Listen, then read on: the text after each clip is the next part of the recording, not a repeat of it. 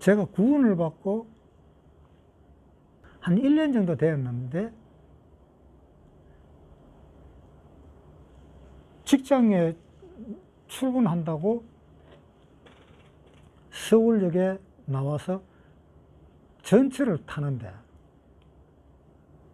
갑자기 어떤 생각인가 하면 니가 예수 믿는 것은 엉터리 아이가?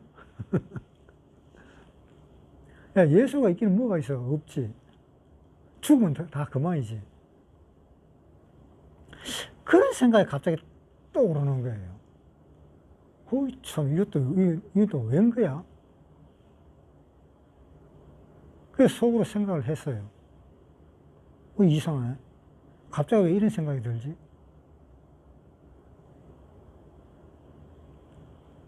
네가 믿는 거는 엉터리야. 하나님도 계시지도 않아. 네 죽어봤냐? 이런 하여튼 이상한 소리가 자꾸 들리는 거예요. 그 환상이 아닙니다. 환상이 아니고 마음속에서.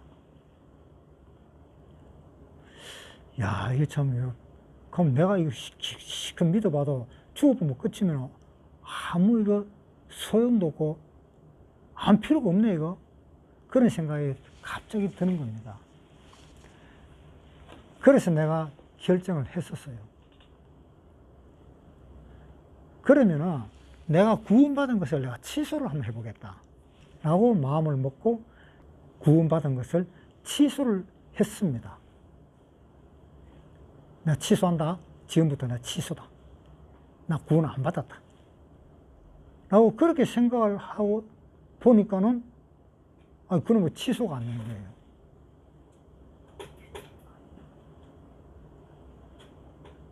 그래서 이거 참, 또 취소도 안 돼. 그러자 딱 생각이 떠오르는 것이 뭐였느냐.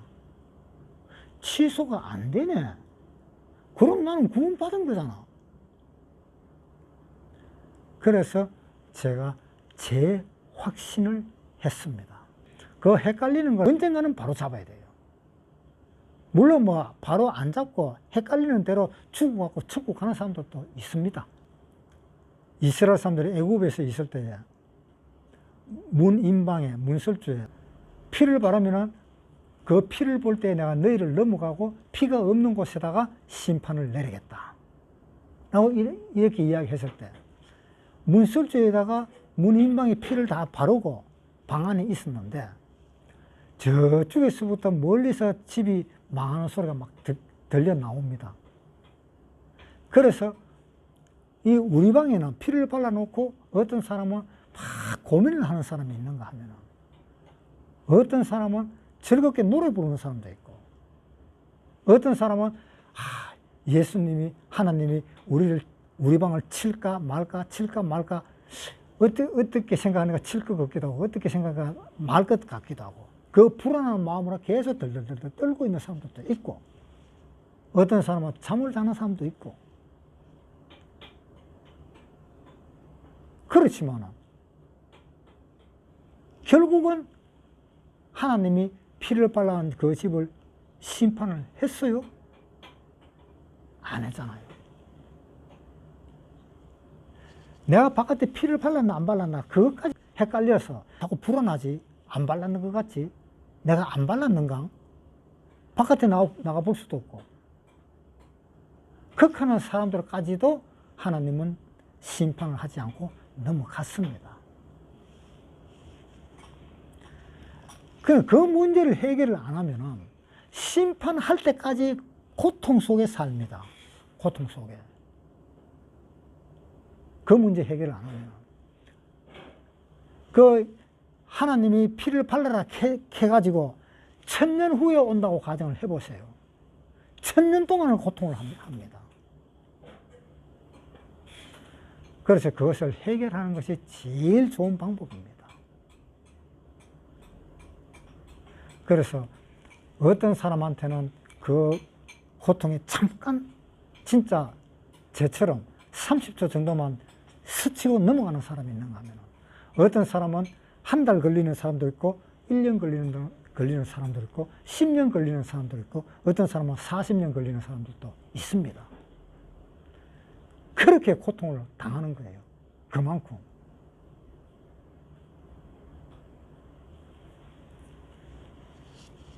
그러니까 헷갈린다는 것은 특히 우리 구원받은 사람들이 헷갈리는 것이 구원 안 받은 사람은 헷갈리지도 않아요. 구원 안 받았는데 뭐 헷갈릴 거 뭐가 있어요? 네 구원 받았나? 아니? 그러면 끝나지. 근데 구원 받은 사람이니까 헷갈리는 거예요, 이게. 그게 미치는 거예요. 그래서 헷갈린다 하는 사람은 구원 받았다 하는 뜻이에요. 그런데 자기 마음속에서 그것을 확신을 못하고 있기 때문에 헷갈리는 거예요. 제 장인어른이 구원을 받고 구원받고 난 뒤에 그날인가 그 다음 날인가 성경책을 사라고 돈을 줬지 싶어요. 돈을 주고 성경책을 한 권을 샀고 성경책을 사고 난 그 다음 날부터 똑같이 생활에 돌아갔었습니다. 술을 원체 좋아해갖고 술을 많이 드셨어요. 그렇게 생활을 하다가 갑자기 자꾸 설사가 난다 그러길래 병원에 데리고 갔더니 병원에서 이것은 우리 병원에서는 못 고치니까 큰 병원으로 가십시오 라고 이야기를 해서 큰 병원으로 데리고 가니까 암이라고 그럽니다.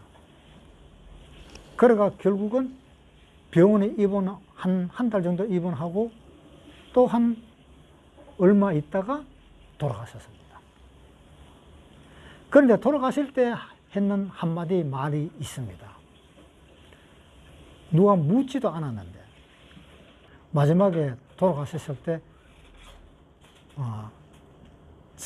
장모님한테 이야기를 했답니다. 나 구원받았어. 나 구원받았다. 라고.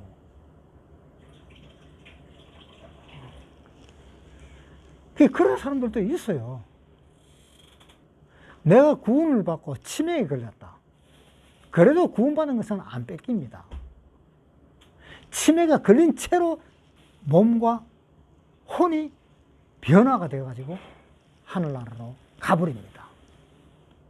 몸이 치매가 걸린 거지. 혼이 치매가 걸린 거지. 영은 치매가 걸린 것이 아니기 때문에 치매가 걸려도 그 사람은 천국에 갑니다. 구원받은 사람은 특징이 하나 있어요. 무슨 특징인가 하면 하나님의 집에 가고 싶어 합니다. 그래서 구원받은 사람은 하나님의 집에 가고 싶어 하기 때문에 그 마음을 억지를 못 합니다. 제가 제일 처음에 구원을 받았습니다. 구원을 받고 얼마나 교회를 나가고 싶었는지.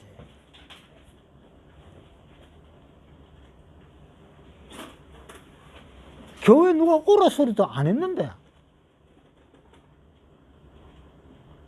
그저 교회가 가고 싶어. 일요일 날만 기다려서 그럼 교회를 가려고. 그래서 교회 가서 나 구원받았다고 이야기도 하고 싶었고 사람들을 다 보니까 전부 다 구원받은 사람들만 보니까 막 얼마나 좋은지.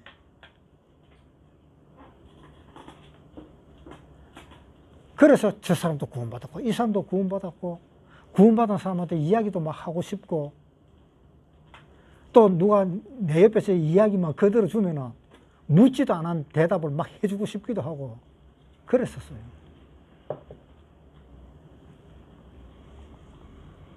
그게 구원받은 사람의 특징입니다.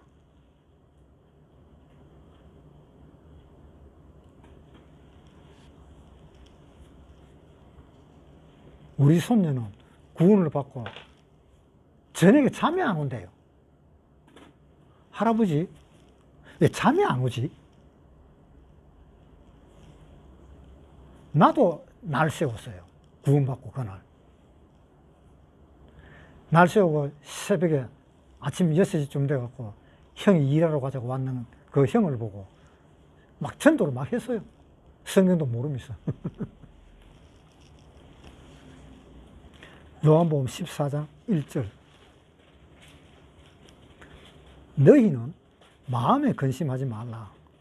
하나님을 믿으니 또 나를 믿으라. 내 아버지 집에 거할 곳이 많도다. 그렇지 않으면 너희에게 일렀으리라. 내가 너희를 위하여 처소를 예비하러 가노니 가서 너희를 위하여 처소를 예비하면 내가 다시 와서 너희를 내게로 영접하여 나 있는 곳에 너희도 있게 하리라. 자, 여기 누가 데리고 갑니까? 예수님이 데리고 가잖아요. 하나님이 데리고 가잖아요. 내가 못 가잖아요.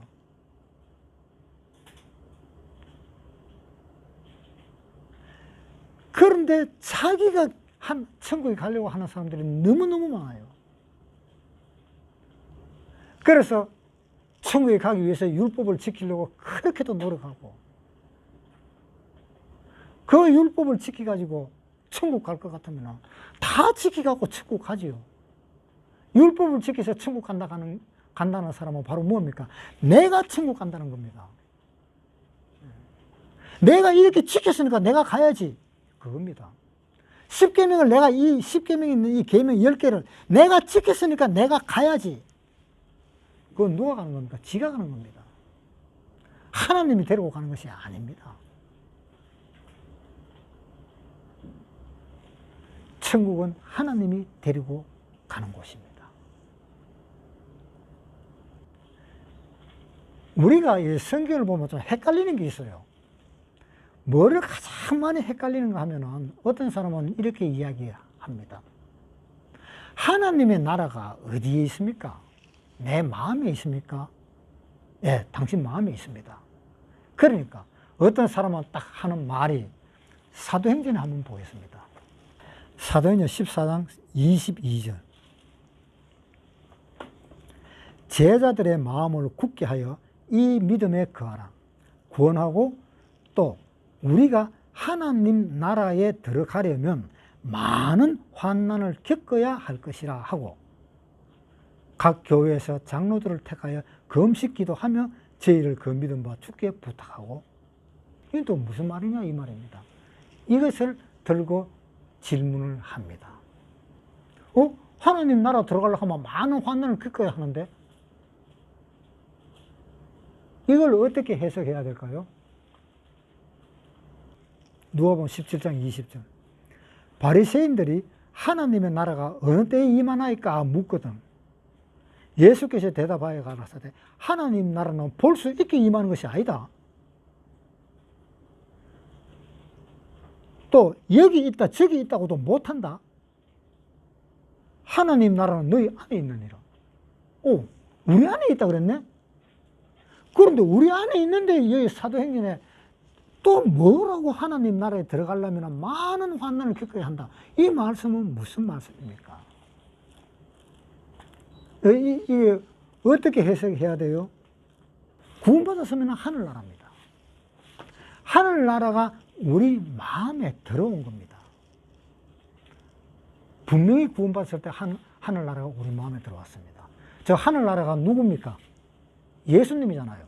예수님이 계신 곳이 하나님이잖아요. 하나님이 계신 곳이 예수님이잖아요. 그래서 예수님이 계신 곳은 바로 하늘나라. 내 주 예수 계신 곳이 그 어디나 하늘나라. 예수님이 계신 곳은 그 어디나 하늘나라입니다. 예수님이 내 마음에 계시기 때문에 내 마음은 하늘나라입니다. 그런데 여기에 자 하늘나라로 들어가려면 많은 환난을 겪어야 할 것이라. 이것이 무슨 하늘나라인가 하면은 천년왕국. 예수님이 이 세상에 오셔가지고 예수님은 어디로 갑니까? 천년왕국의 왕으로 계시잖아요. 그 예수님이 왕으로 계실 그 천년왕국으로 예수님은 들어가는 겁니다. 그때 우리도 천년왕국으로 들어가는 겁니다. 그러니까 여기에 하늘나라에 들어가면 많은 환난을 겪어야 할 것이라 하는 이 말은 무슨 말인가 하면은 우리가 육체가 하늘나라로 들어가는 그 천년왕국으로 들어가려면 많은 환난을 겪어야 할 것이다. 이 이야기입니다. 이거는 천년왕국 이야기예요. 그래서 천년왕국도 하늘나라고 내 마음에 이루어진 이 나라도 하늘나라인데 여기에서 이야기하는 이 하늘나라는 천년왕국의 나라를 이야기하고 있는 겁니다.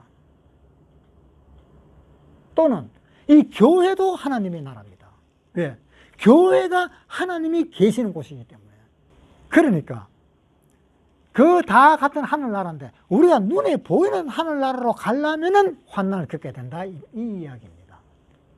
눈에 보이는 천년왕국을 가려면 환난을 겪게 된다, 이런 이야기예요. 그 환난은 분명히 있습니다. 그러니까 이제 하늘나라는 어디서든지 찾을 필요가 없습니다. 여기 있다 저기 있다고도 못하는 겁니다. 내가 움직이는 그곳이 다 하늘나라니까.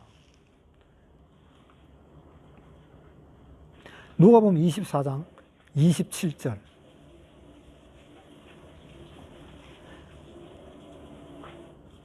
누가복음 24장 27절. 이에 모세와 및 모든 선지자의 글로 시작하여 모든 성경에 쓴 바 자기에 관한 것을 자세히 설명하시니라. 예수님이 전부 다 예수님에 관한 설명을 했는 겁니다. 모세도 예수님의 그림자입니다. 자, 모세가 이집트에서 100만을 넘는 이스라엘 사람에서 구원해냈습니다. 예수님도 마찬가지입니다. 히브리서 10장 7절. 이에 내가 말하기를 하나님이여 보시옵소서 두루마리 책에 나를 가리켜 기록하는 것 같이 하나님의 뜻을 행하러 왔나이다. 자, 예수님은 이렇게 왔지요. 하나님이 보냈습니다. 모세가 그 많은 사람을 다 빼내서 구원시켰습니다. 예수님이 죽음으로 인해서 구원받은 사람을 다 끄집어 내었습니다. 그러니까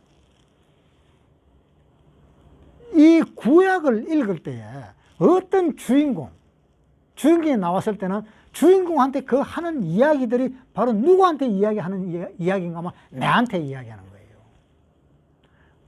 그것을 알고 구약을 봐야 돼요. 이 구약에 있는 이 교회가 바로 광야 교회가 있었다라고 이야기를 했었잖아요. 그 광야 교회가 또한 어딘가 하면은 우물이 교회입니다. 우물이 뭡니까? 편안히 쉬고 목마른 갈증을 해소하는 데가 우물입니다. 우리의 마음을 해소하는 데가 우물입니다. 그 우물이 교회의 그림자입니다. 그 우물은 아주 깊은 우물입니다. 얕게 있는 우물이 아닙니다. 하갈이 쫓겨나와가지고 하나님이 하갈의 눈을 밝혀서 샘이 보이도록 해줬습니다. 그 샘은 사람이 판 샘도 아닙니다. 그 샘에서 그냥 물이 나왔습니다. 그런데 아브라함이 샘은 아브라함이 팠는 샘입니다. 그 샘들은 아주 깊은 샘입니다. 그래서 요한복음에 한번 보겠습니다. 요한복음 4장 15절. 여자가 가로되 주여 이런 물을 내게 주사 목마르지도 않고 여기 물길로 오지도 않게 하옵소서. 물을 깃는다 그랬습니다.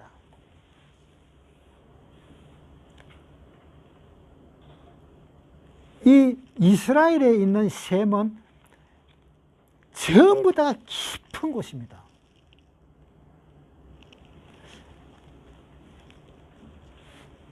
그래서 사람이 물을 길러서 먹어야 돼요. 그냥 못 먹습니다. 그 물을 깃는다는 것은 무슨 뜻입니까?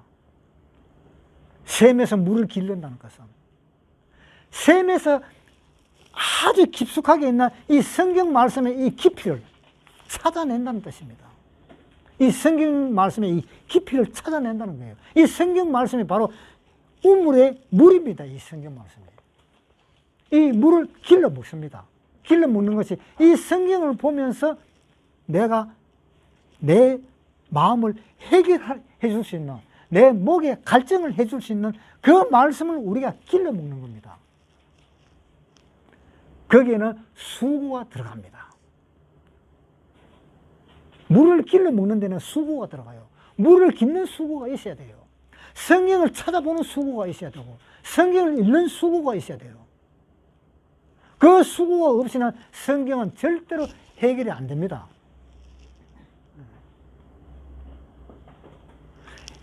그 길르는 그 물은 아주 깊이 들어가 있어요. 성경을 보면 아주 깊이 들어가 있어요. 아주 깊은 뜻입니다.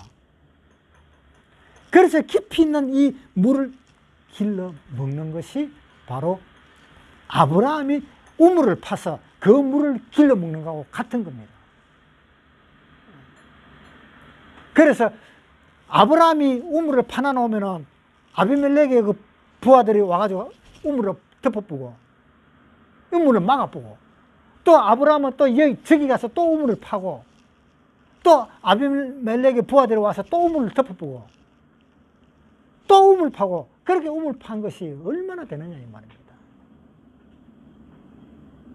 그래서 아비멜렉 보고 하는 말이, 네 부하들이 내가 판 우물을 왜 막았느냐 라고 이야기를 했습니다.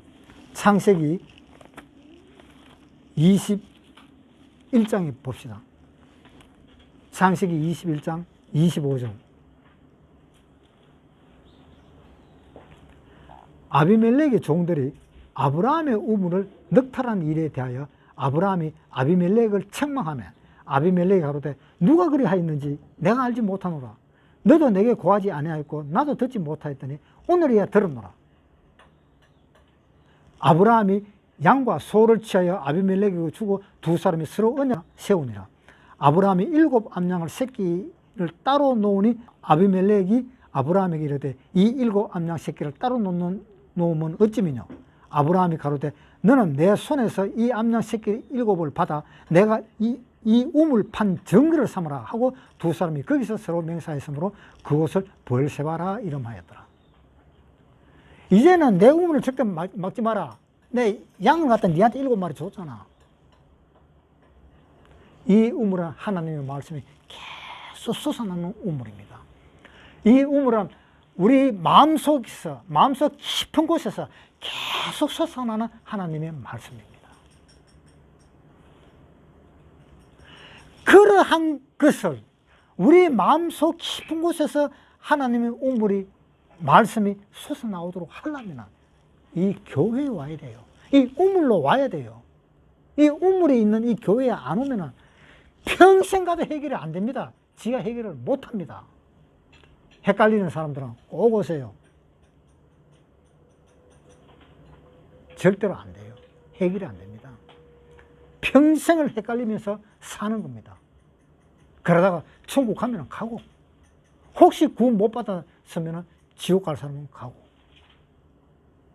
그러나 이 우물에 찾아오는 사람은 무조건 천국으로 가게 되어 있습니다. 왜냐? 여기에 하나님의 말씀이 얼마나 많이 흘러나옵니까? 그러니까 구원을 받게 되지요. 마태복음 13장.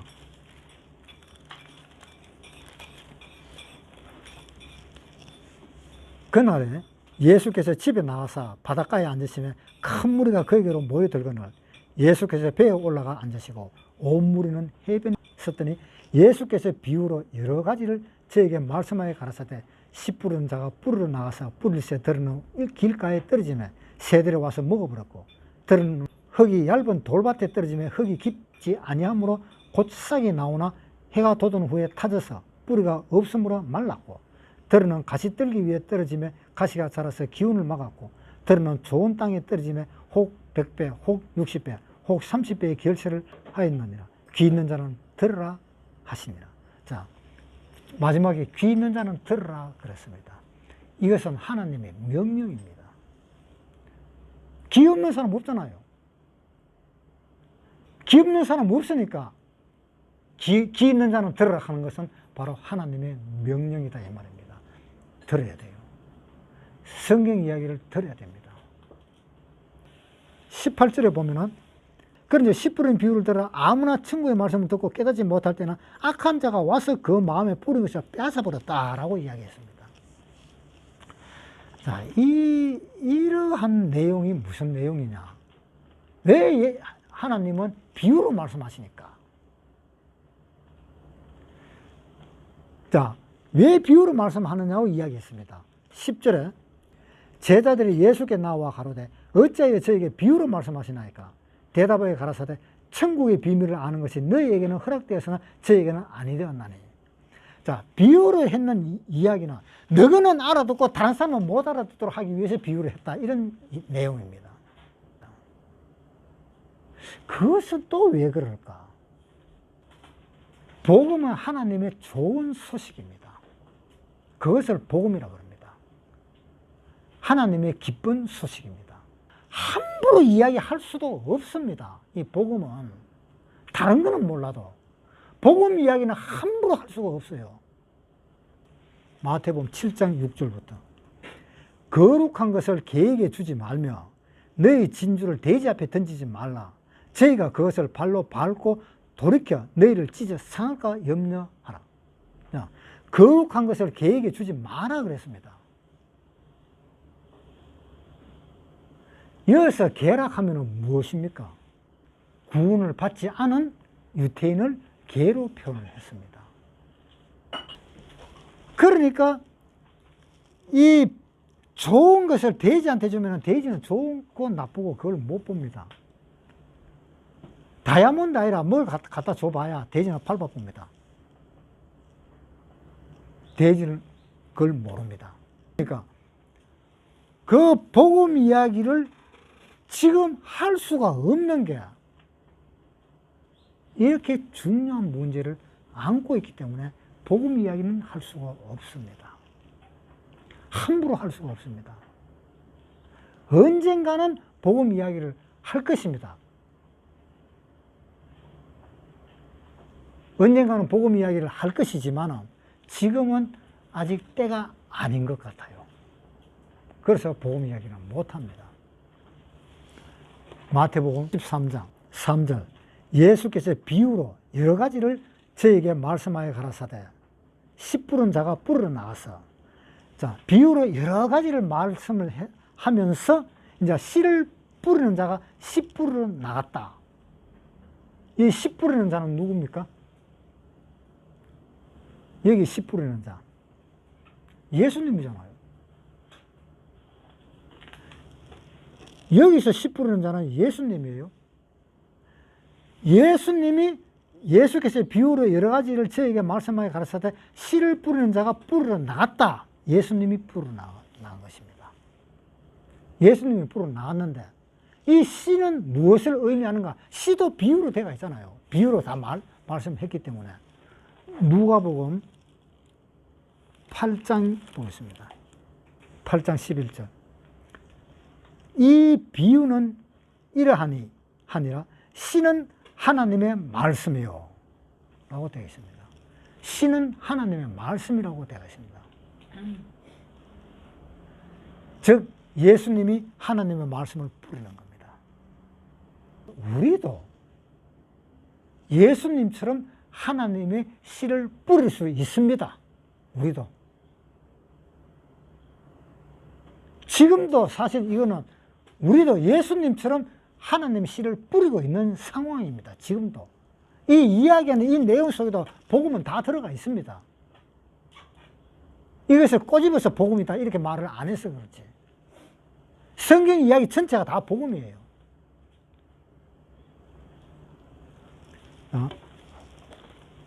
요한복음 14장 11절 내가 아버지 안에 있고 아버지께서 내 안에 계심을 믿으라. 그렇지 못하겠거든 행하는 그 일을 인하여 나를 믿으라.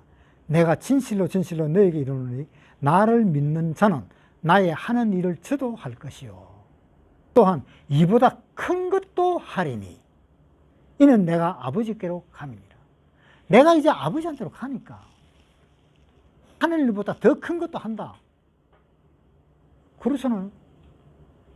베드로가 예수님 부활하시고 난 뒤에 설교를 했습니다. 몇 명 구원받았습니까? 3,000명 구원받았습니다. 예수님은 설교를 한번 했는데 몇 명 구원받았습니까? 3,000명 됩니까? 아니잖아요. 예수님이 설교할 때는 3,000명은 아니고 그 구원받은 사람은 전부 다가 예수님을 붙잡고 왕으로 삼아야 되겠다고 생각하는 그런 사람들이었습니다. 그래서 예수님은 숨어버렸습니다. 요한복음에 보세요.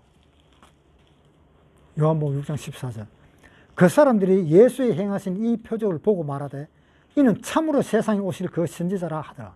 그러므로 예수께서 저희가 와서 자기 일을 억지로 잡아 임금 삼으려는 줄 아시고 다시 혼자 산으로 떠나가시니라. 예수님 가버리잖아요. 그러니까 우리는 예수님보다 더 큰 일을 할 수도 있습니다. 안 해서 그렇지. 우리는 예수님이 하는 일을 다 할 수 있습니다.